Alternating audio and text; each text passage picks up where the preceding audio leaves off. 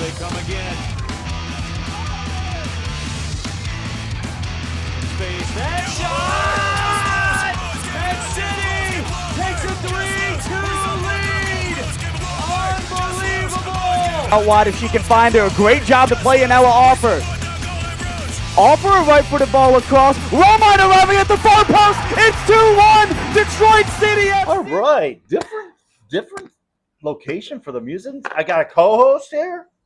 So welcome to the Musings with my co-host Steve. How are you? How are you? Normally you would do the Musing at your headquarters in Frenton, but you came out to Hamtown and talking about Musing, a lot of stuff and all that. We're just shooting the crap about soccer today, and kind of like more of a newer format than what we've been doing or what I've been doing as far as the for soccer night pregame. Mostly for it was mostly for the club, but we're just going to go beyond that. But of course, we're going to talk about the club first. Yeah, not the men's team. We already done it for soccer night Detroit pregame. That's already in the can. You'll see it on Saturday. But you got the opportunity to see a very interesting playoff match on Monday night over at University Detroit Titan Field. Yeah, the field that made Nate Steinquatcher famous before he got famous. They should rename that field, by the way. But then again, we don't have a contract with UD. No, I know. Well, incidentally, after the disappointment of the women's team getting KO in the playoffs, and then the men's team performance, I'm not going to get you started that. I had to watch the playoff soccer, and I was hoping to see a regular season game, but I forgot the date, and it already happened. So I got to see a game at University Detroit Stadium. I'm already there at University Detroit Stadium for you would do Oakland part 1 or part 2. Neil Rule, who's part of it's part of the Oakland U announcing team. Sounds rightly Oakland U dominated, but we're not talking about that. I went to see a soccer game with the DCFC 2 Stadium at the beautiful, pristine, nightly quiet neighborhoodly of UD Mercy, Callahan Hall background. 6 Mile and McNichols. 6 and McNichols, and it was a really great. Excuse me. I did it again. 6 Mile in Livernois. 6 Mile in Livernois in the western part of Detroit. Very nice neighborhood, by the way. Very nice. Very nice. So, college neighborhood, definitely. Yes. And now both teams coming. Both teams coming out. It was against Detroit Metro and Detroit United. Detroit United. I'm sorry, I'm missing out on the name. Both teams. And then look at the team, hi-fi. You have to love the neighborhood. It's surrounded by a great neighborhood, by the way. You know what I mean? Oh yeah, absolutely. So, and we don't have minute number because the scoreboard was not on. No, but Detroit United, it seemed like they were putting on the pressure quite early and quite often there. Quite often, actually, this is a Detroit City chance here. Yes. As they were trying to get things going. Now, touches the goalkeeper. I think it was set up for a corner at that point. And Detroit United also had a good night's opportunity, and we'll show you right there. A little buffer. Yep, there we go. Here's a nice opportunity right here. This is just before the half, you said? Yeah, just before a half, and he just, kick save right there. And there's the flag. There's the flag. Well, actually, it went in the goal, but the flag went up, and it didn't count. No goal. No goal. Thank God for that. Yes, more action here. Let's see. This is probably another Detroit City opportunity here. Yes. Or no, this is out. No, this is still in the first half. Yeah. Great play here by the defense. You're right. Holding off there. Detroit City goalkeeper wearing the Pistons garb. Yes, the Piston garb. Yeah, I love it. Everybody loves it. All right, second half action here. Second half action. Detroit City won the this is still first half action. Yeah, first half action. Yeah, a little tender. Little miss there. Yes. But then things would come interesting in about. I was told. I was told. You were told, Yeah, I was told in the 90th minute here. Yes, this 90th minute. Yes. Yep, 90th minute of play. Corner kick opportunity for Detroit City FC. And this would end up finding the back of the net. A great header. Bennett Quadrado, yes. With the goal. Yes, and the crowd wasn't happy. I was happy. This is my call. They were happy. He got the goal lifetime at the death. Yeah, but not really at the death because there was like 2 minutes of stoppage time Yes, after you're that. right, no. Detroit City would, you know, Yeah. and our goalkeeper would just be. Oh, he was lights out. Yeah, he'd be solid, and He was lights out. Yeah. You know, answered the call when needed. Yes. A couple times there. That one. I know. That one was a Yeah. little, just a bit outside. Just a bit outside. Yeah. And then. And Sorry, yeah, because I had the full highlight on my phone, but Oh, yeah. another great punch. Yeah. great punch out right there. You're right. And needless to say, I mean, Yeah. Detroit City just dominating, or not dominating defensively. Yeah, you're right. In the end of the game was there. Another one. Yeah. Yep, this one, the defense taking care of the job. Another, oh yeah, nice, they hit the bar and he got the snare by the keeper there. And even one shot went across over McNichols Avenue. Oh, no. I didn't record it, but it was something. Yeah. I was going to say, was Leje open the ball? No. Okay, and then one more opportunity for Detroit City as it's coming up there, or for Detroit United as it's coming up there. Yeah. Basically, Detroit City taking care of business there. Yeah. Getting it out of the zone, and then that was all she All wrote. She wrote, yeah. That was all she wrote. Celebration, victory, and celebrate good times. Yeah, and here, and there he is. This is the best I could do from a far angle. Yep. Hey, we win the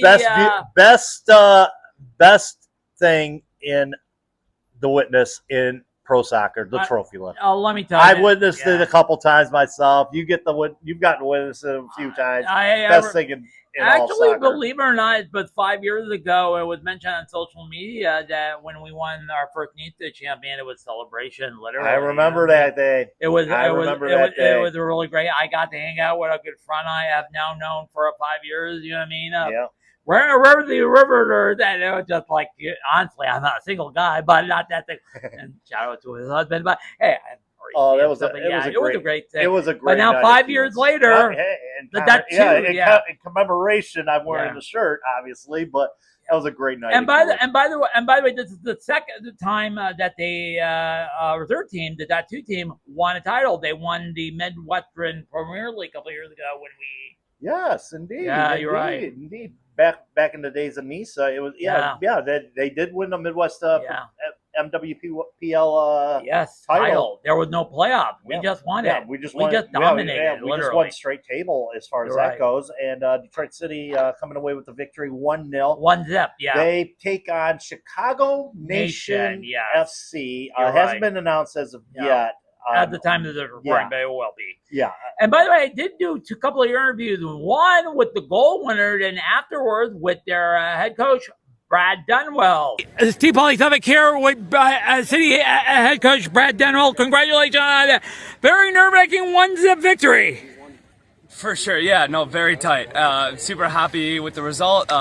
It's the playoffs, right? You survive and advance at some point, but group did what we needed to do to be organized and concede, and found the goal a little bit later than we would have liked for comfort's sake, but it was enough in the end for sure. It was not like your first round game when you beat your opponent 5-1. It was nip and tuck all the way. The other team, I can't remember the name of the team right now, but they brung it on to you. Right, no, for sure. Yeah, it's a very quality opponent in Detroit United. Detroit United, yeah. So who we played today, Duke a little bit more comfortable in the end, but yeah, it's the playoffs, right? Seasons are ending or you're going on, and credit to Detroit United. Obviously, it made things very difficult for us. They're a quality team with quality players, but we found a way in the end. Yeah, your goaltending had some crucial saves during the second half that kept you guys in it.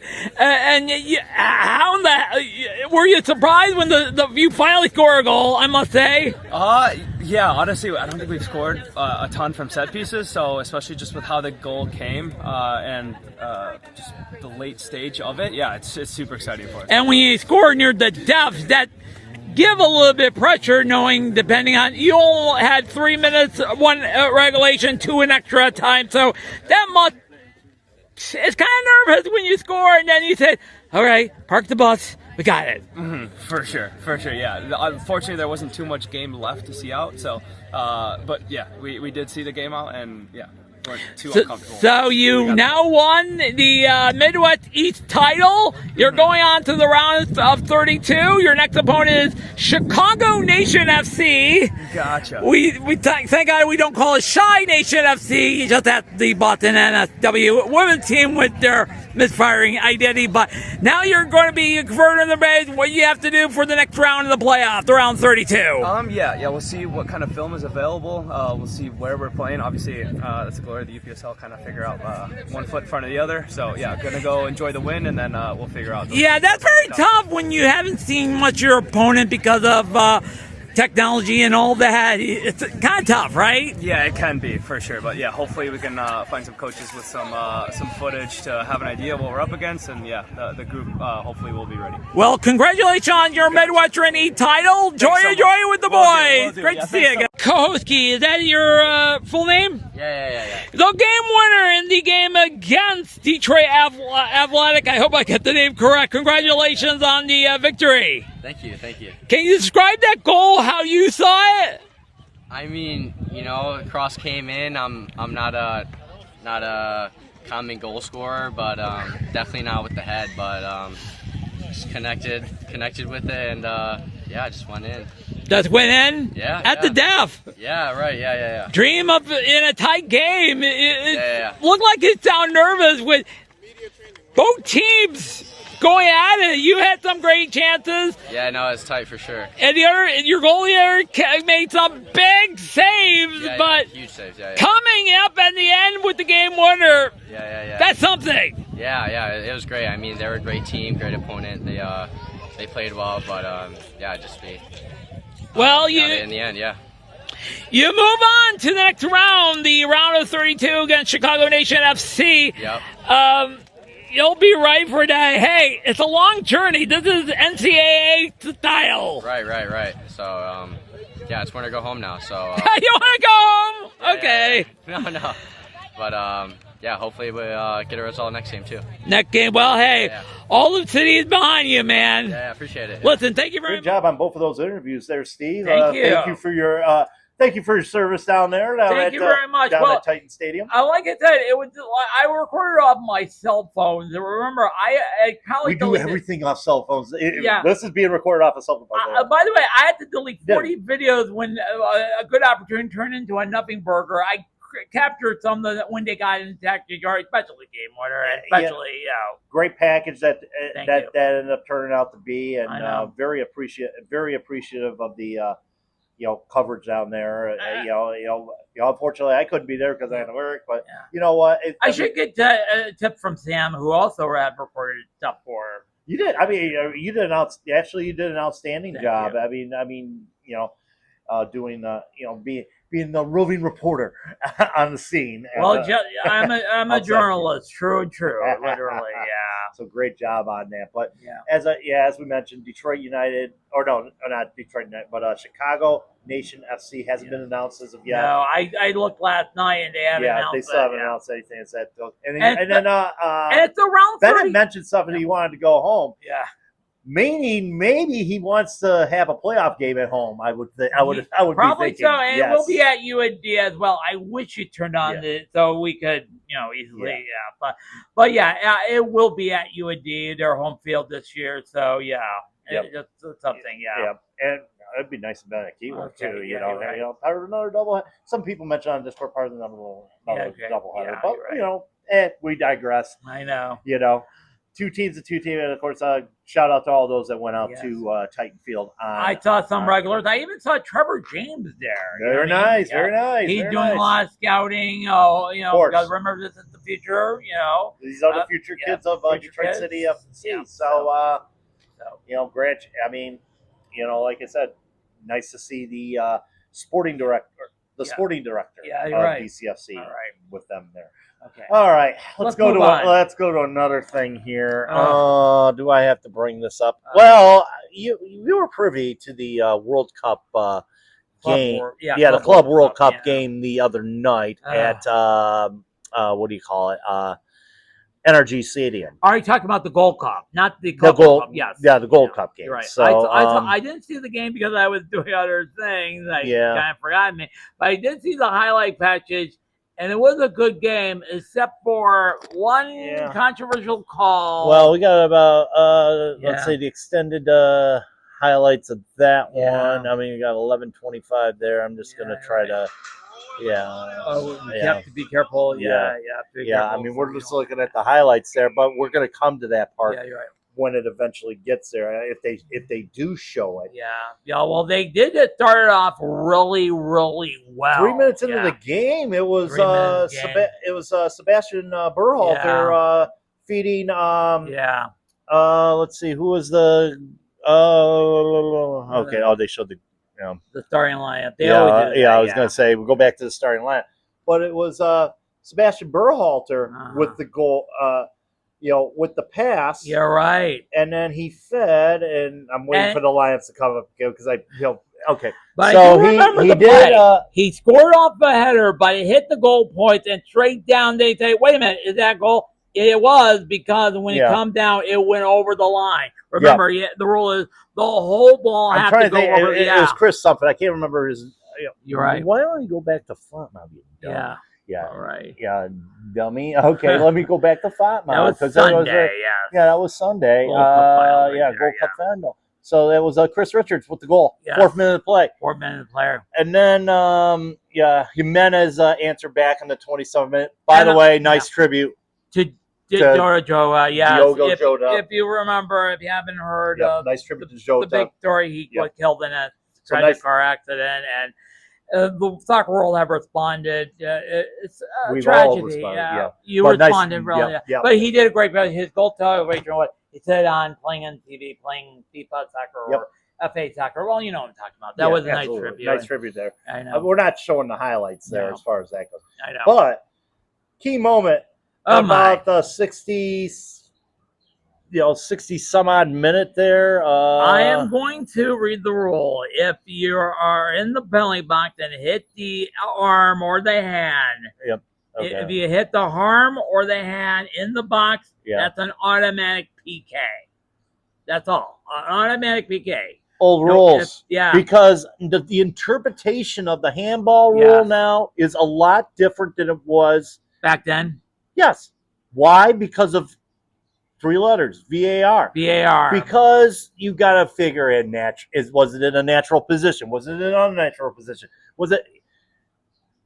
If I was a referee looking at that ball, and he was there, by the way, he was there. Yeah. If I was a referee looking at, personally, my feeling would be looking at that play. Yeah, I could say handball, but the guy was falling. He wasn't touched or anything. No, he wasn't touched. He was falling, and he used his hands on the ball to break his fall. Yeah. Like, what the hell? I'm thinking to myself, okay, are you using the ball? Okay, I'm going to contradict you here. Yeah. Okay, if I'm a ref seeing that call, and I notice the guy falling down and in an awkward way, and he uses the ball as a brace. Do I see that?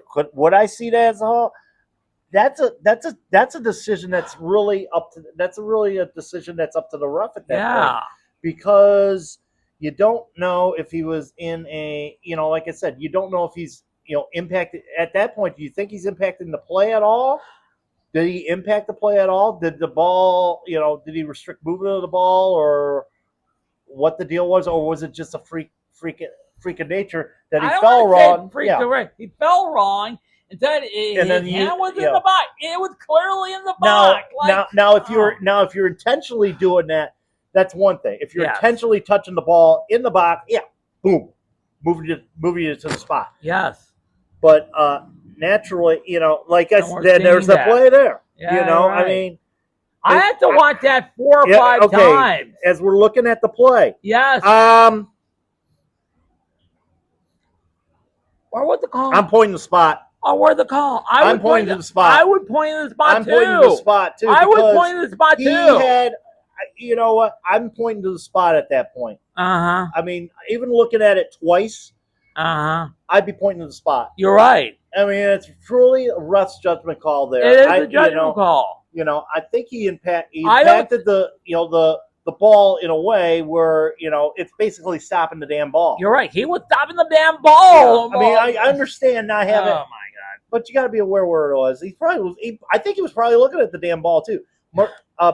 Marciano Pochettino said that if it wasn't for the 70,000, if it was at the other end of the pitch, or if it was at the other end at the Mexico, it would be a PK because there would be 60,000 Mexican fans that screaming, were there screaming for a VAR shot. He was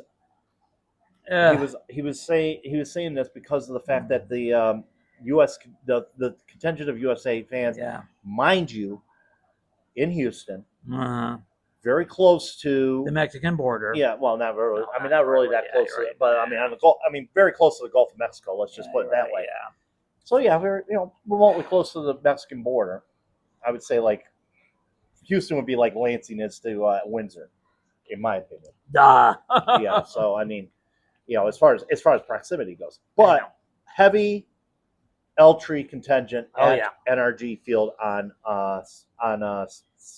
Sunday night. I know. And you figure if this game, and we're going through all the scenarios, if the game was played in Columbus, if the game was played in Foxborough, if the game was played in New Jersey, if you get that whole Michigan Stadium. The problem. Here's the deal here is the fact that Mexican fans travel well. Oh, they do. Mexican fans travel well for their team. They've always have. They always have, and they always will. Like the Guatemalans have. They do that. The problem is the fact that the USP. It's the fact that his feeling is the U.S. needs that. You're right. And I mean, and grant you too. Here's the other situation. Okay, you got so many immigrants here that follow their own teams. I mean, you got so many English immigrants. They'll follow their British teams or their the English teams, Irish immigrants. A lot of them, some of them follow Celtic. They follow the teams that they watch over abroad. They'll follow those teams over abroad. We've as Americans have gotten accustomed to watching teams from abroad. You with St. Pauli, me with Celtic and Man City. By watching those teams, we gotten used to, watching those teams abroad, whether it be through friendlies or whether it be just watching a game or two, And then we're getting used to club soccer with our team, Detroit City FC. I've been following the team since the start, 2012. The soccer culture here is basically, and of course the game was built by immigrants and stuff like that. A lot of the professional leagues that came through Detroit back in the day. Bunch of auto, the auto worker plants. In like Plymouth had a team, Chrysler had a team, blah blah blah. They were mostly immigrants that played the game themselves, and they brought it over here to the States and played at places like, aka Keyworth Stadium, for a prime example. There, I'm sure there's been U.S. Open Cup games that's been played there. It's always been the immigrant culture of this nation, and the soccer culture in this nation is multinational. Whether you're supporting your team from where you're supporting a team from like Ireland, or where you support a team from Scotland or Germany or Italy or Argentina or Brazil, Spain, Mexico, France. Don't forget France and the Italy. Problem is here in Canada, we're just starting to develop that soccer culture here. And I mean, grant you, okay, the U.S. has been involved in a couple World Cups prior to World War II. You're right. England never got involved in the World Cup until after World War II. I mean, they won a World Cup in '66 in their home field. And I mean, we finished third in the World Cup. I know. Back in 1928, Long time ago. 1930, I think it was. The first ever World Cup. We finished third. You're right. I mean, grant you, wait till the English get in here. The English have only won one World Cup. 66.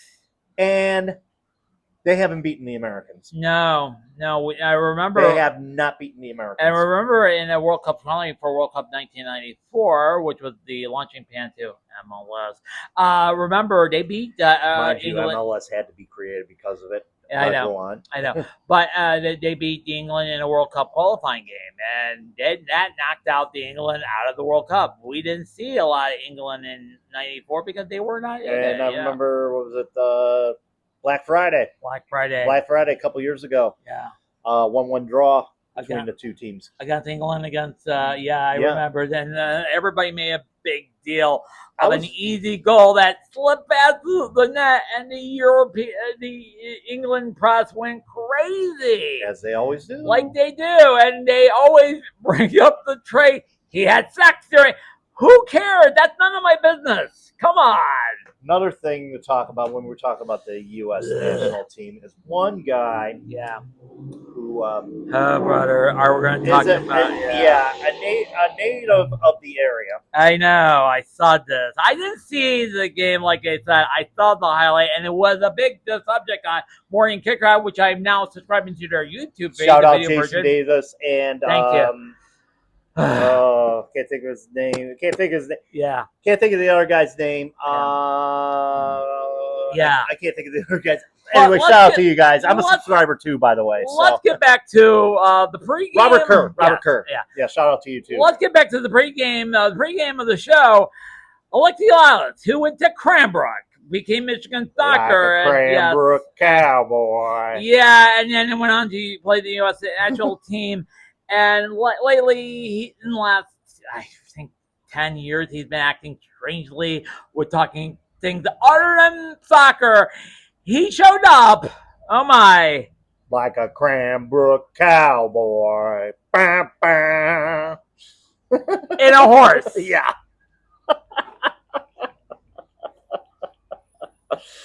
Wearing the cowboy hat and all throughout the whole deal there. Brother.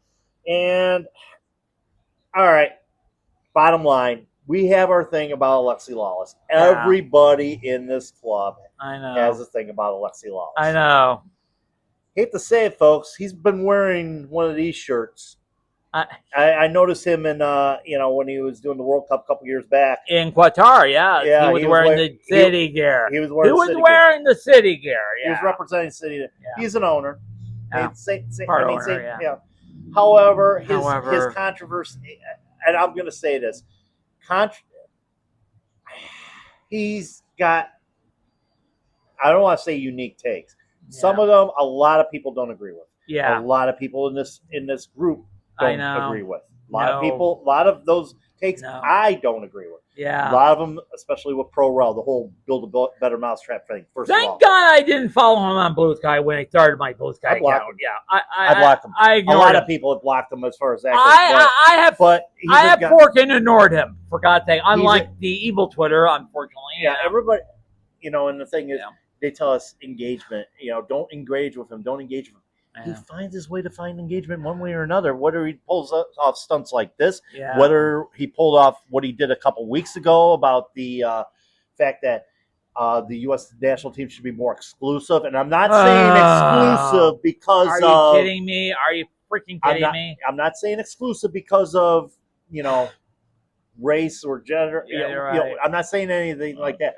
I'm talking exclusive like, we should have like a team from California. Or we should have instead of being more diverse, we should be more exclusive. And that was the quote that he said, and I attribute it to that because I'm sorry, if I want a U.S. national team personally, I'm not looking for just the best players in the Texas region. Yeah. I'm not looking for just the best players from the California region, and or just the best players from the Florida region, or the best players. I'm looking for the best players in the United States of America. And the best players in the Michigan region. You're just trying to find the best of the best who will fill the lineup of the, I don't know how many roster, 20 spots, yes. Grant you this lineup was mainly composed of players from MLS. Yeah, that league, which in the last World Cup, none of the players came from MLS. Yeah. I'm in my Keith Overman mode, yeah. And here's the other deal there. Yeah. Okay, your biggest star decided to, I don't know if he decided to skip it. Yeah, I read this up before we recorded. He was tired after playing overseas with when the team. I get it. Okay, you got CONCACAF CONCACAF Gold Cup, which is not a big major. It's a major tournament, but it's not a big major tournament. Okay.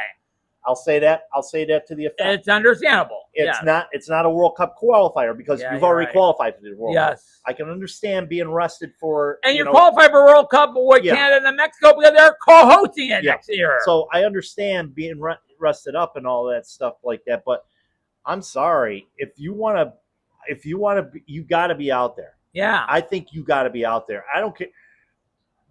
I understand 4 of the players were playing in Club World Cup. Yes. I get that. I understand another 4 players were injured. Yeah. I get that. Yeah. Christian Pulisic wasn't injured. He was tired after playing 49 matchup all. Cry me a river. Yeah. Cry me a river. He was tired, so he decided to take a break. How many matches are we playing this year? Detroit City FC. Detroit City FC. We have played. We are going to play 36 matches. 36 matches. Our regular League Cup, we played in the Yankee Cup and 2 in the U.S. Open Cup. You're right about that. 36 matches. You're tired after 49 matches. Mm-hmm. You got players that are playing in the Club World Cup right now that have played like 60 or 70 matches. Give me a break. You cannot play 5 games for your own country? Yeah. Where's your priorities, man? Yeah, you're right. Where's your priorities, man? I kind of agree, but if he's have been over the top to playing 49, this is our first argument. But if you play 49 matches and you're that ain't nothing. That ain't nothing because we play 36. That ain't nothing. I mean, if you're playing, like I said, I mentioned, Chelsea's played like 70 matches. I think Florentine played like 70, or not Florentine, whoever it was that they just lost to. Don't forget a combination of their regular season and League Cup, and then UEFA Cup and all that. You got all kinds of competitions that are going on in Europe. Yes, these guys don't even play. In fact, I don't think. I don't think he played his country. He might have played his country's cup. Do they have a League Cup in Italy? I think so. Yeah. Do they have a league? Do they have a League Cup? I know they have a country cup. Yeah. In-country competition. And don't forget UEFA. Don't forget UEFA Championship League. That's about a good. I don't know if I don't know. I don't remember. But if he was in with AC Milan, it might have been 4 matches in that one too. Yeah. Or I don't know. Whatever the setup was in the group stage. But it's 49 matches is nothing. Yeah. You can't play 5 matches. You can't play 5 matches. 5 matches. Yeah. Especially Especially helping these young guys like Berhalter. Yeah. Develop themselves to become better players. You're right. Diego Luna. Yeah. You want to help. You want to be there to help these guys progress along. And I mean, you're Captain America. Yeah. Live up to it. Yeah, you're right. Lived up to it. You're Captain America. You got to live up to it. He's playing in the. And I did a hot take. I did a hot take the other day. I did a hot take the other day. They were talking a little bit about it on Woodward Sports during Big D Energy. Shout out Neil Rule again, by the way. They were talking about soccer. I brought out the point and said Christian Pulisic is not going to be the savior of American soccer. No. I honestly think he isn't. You laud him with praise, left and right. Okay, I didn't see it at Chelsea. Yeah, you're right. I pretty much did not see it at Chelsea or Bayern Munich in our team. Yeah. I mean, I was more focused. Because I watch Premier League. You watch Bundesliga a lot. Yeah. When he was with Chelsea, he wasn't all that much. No. He didn't make all that much of a. And don't forget, he might be making a little bit more difference with AC Milan, but don't forget a lot of players before Christian Pulisic. You know what I mean? Including Landon Donovan, Alexis Lawless, Marta Balboa, Kobe Jones, the corpse that we know as Juan Agudelo. By the way, shout out to him. He scored a goal the other day. In the Club World Cup? No, in a regular season game in Copa Tejas, as a matter against El Paso. Okay. I always say the corpse of Juan Agudelo because of I think shout out to Sean Spence, by the way. Yeah. When they were previewing Birmingham against Detroit a couple years back, he mentioned about Juan Agudelo. And the fact that he was an international and all that stuff and blah blah blah blah blah. The guy did not show up at Keyworth.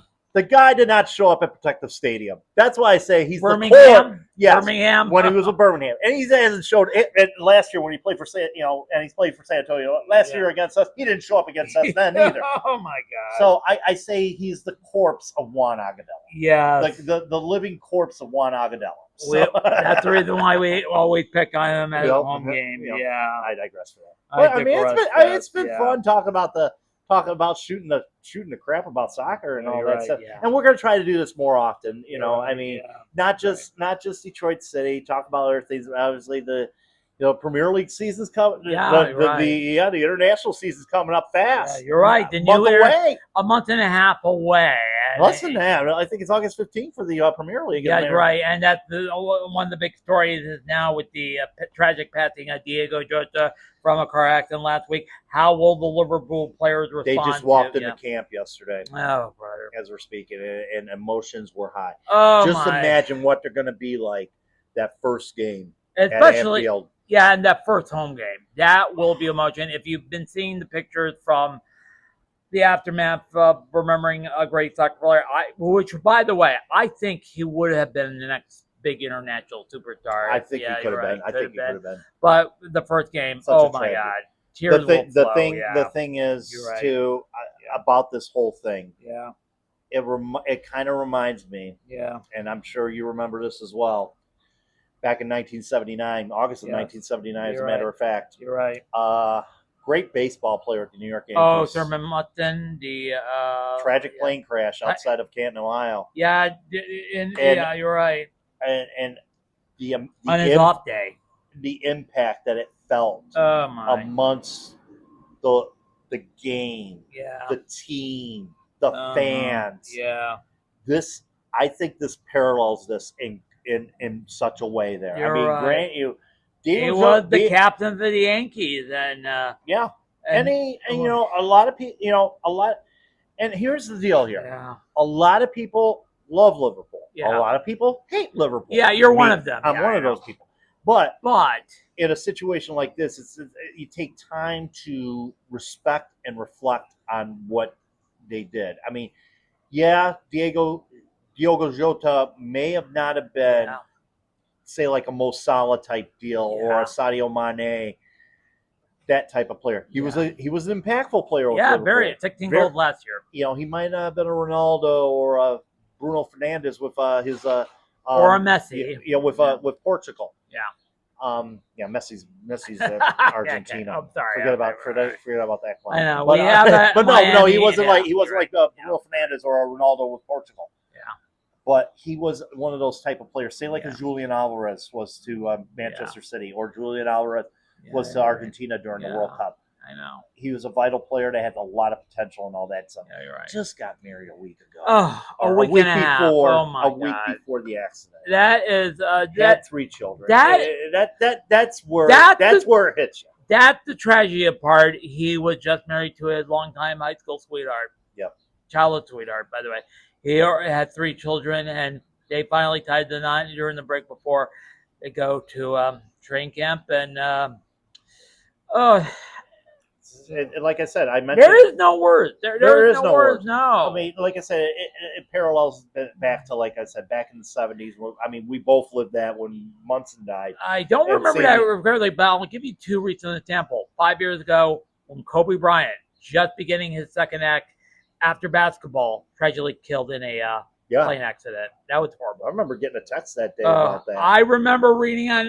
This is a guy I saw Game 4 of the NBA Finals back in 2004 when we dominated the Lakers. And remember, he scored almost 80 points on his farewell game. You know what I mean? Yeah, and I had a little problem with that. I had a little bit of a problem with that because it was the same night that the Golden State Warriors were about ready to get the best record in the NBA all time, I think it was. Also, another recent example, just last summer, Johnny Gaudreau, forward for the Columbus Blue Jackets, killed in a tragic drunk drag. Yeah, the outpouring of, I mean, especially in the Columbus area, especially in the NHL world. Yeah, not just Columbus, but all the former teams as well. And the same words are, there are no words to. Life is too short, folks. It's fucking too short. I'm sorry to say that. Yeah, life is too short. You gotta learn to care about those around you that you do care about, and embrace every moment that you can, because Yeah, you're right. we ain't around a long time. No, you're right about that. Let's make it a good time. Let's make it a good Let's time. make it a good time. Before we wrap up, I do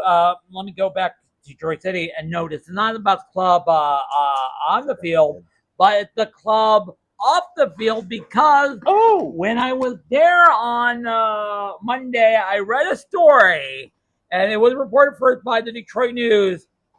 They chose a league a designer for their brand new stadium on Michigan 20th. And who's that lucky designer? HOK. They have been a global designer of stadiums and public spaces. They have a great reputation. They have built stadiums around the world, not only here in America, but overseas and all that. And so they're going to be the lead designer for the brand new 20th and Michigan Stadium. Chris DeVault, the director of sports, recreation, and entertainment at HOK, said, "We're honored to collaborate with Detroit City FC on a project that will celebrate the club passion supporters while energizing the city. The stadium will be a vibrant example of the urban placemaking. Our design will embrace the unique style and offer fans an accessible, hospitality-driven game day experience." That's gonna be. I'm looking forward to seeing those renditions when they come out. When they come out, I'm looking for that too. We have saw some sort of rendition from the plans and and allegedly final drawings. All the stuff that you hear about going to city council and whatnot, and planning boards and all that stuff. It's going to be nice to see those final drawings from those people, and they are very reputable people, from what I understand. Yeah, they are. Like, they have done this all over the world. Detroit City not pulling any punches in terms of building this new stadium and getting it done and they choose a really great one. Normally they have done stadiums for MLS size and overseas stadiums and like that. But hey, this is a USL club. And mind you, they're trying to make it the first privately funded stadium since Bill Davidson built the Palace back in 1989. The Palace of Auburn Hills. Everybody remember that pretty damn well. Yep, I remember that many a time. Went there many a time, and it was. I went to there 4 or 5 times, either at full school bus trips or on the old smart bus to the Palace. Remember that a couple of years ago?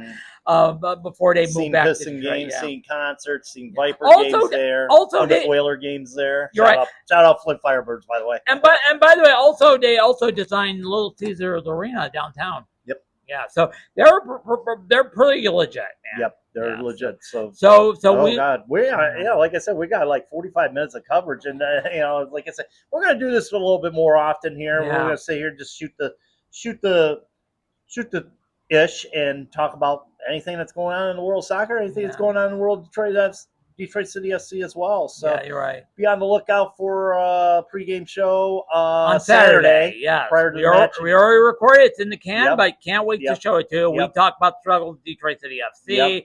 Preview Hartford and talk about that dull of a 2-zip game. I'm not going to get there. I'm not going to get started. No. Let's not get started with that. But we're going to try to do this a lot more often now. Yeah, you're right. Now that we don't have any women's game going on. By the way, congratulations to the women's team. I know with this Wayne Louis. And congratulations to the men's team or men's 2 team. Yeah, right. Going. As we stated in the top of the program, great thing going on over there. Oh, yeah. And you know what? Many hats off. Brad Dunwell's staff over there, Tyler McManus, and by the way, all those people, everybody that's involved with that Brad, club. Thank you very much for taking 3 minutes. Absolutely. Same with celebrating. You. Yeah, same with you. Quentin or Bennett. Bennett. You're right. Same with you, Bennett. Thank you for taking the time out there on Monday over at Titan Field. To talking to me, a reporter. But anyway, like I said, we're going to do more of these often as we're getting into the tail end of the USL championship season. Are you willing to drive to Fenton to do this? From Fenton to do this? Shoot, I got Wednesdays off. I don't give a care. Wednesday, okay. We don't give a care to. Yeah, I was going to say, every Wednesday I like coming out. And this is a great facility. Shout out to the folks here at Cafe 1923 for having us as well. So are we done here? Can I go home? We are done here. Just like Quentin Bennett said, can I go home? Okay. All right. And until Saturday, folks, keep your feet on the ground. Keep reaching. for the Galaxy.